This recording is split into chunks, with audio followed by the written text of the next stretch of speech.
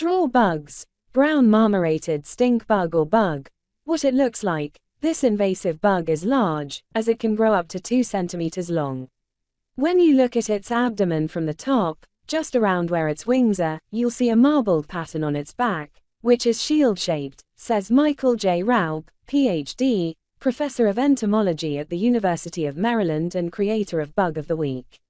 A brown marmorated stink bug also has distinct white bands on its antennae and legs, which distinguishes it from other native species that are also brown in color.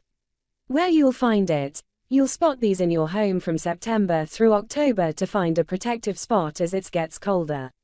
They'll enter homes via windows, door cracks, vents, siding, shutters, loose siding, you name it. Unfortunately, they congregate in masses, so getting rid of stink bugs can be annoying. Can it harm you? Besides the pungent odor they give off, stink bugs do not bite humans or pets, but they can do a number on your garden. Sure, here are some steps to draw a simple bug for kids. 1. Draw a small circle for the bug's head. 2. Draw a slightly larger oval for the bug's body below the head. 3. Draw 6 small circles for the bug's legs, 3 on each side of the body. 4. Draw 2 large oval shapes for the bug's eyes above the head.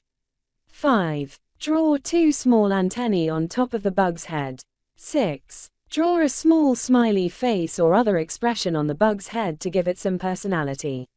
7. Add some stripes or spots to the bug's body to make it look more interesting and colorful. 8. Color in the bug using crayons, markers, or colored pencils, and give it a fun name. Remember to keep it simple and fun for kids to follow along. With a little practice, they'll be drawing all sorts of bugs in no time.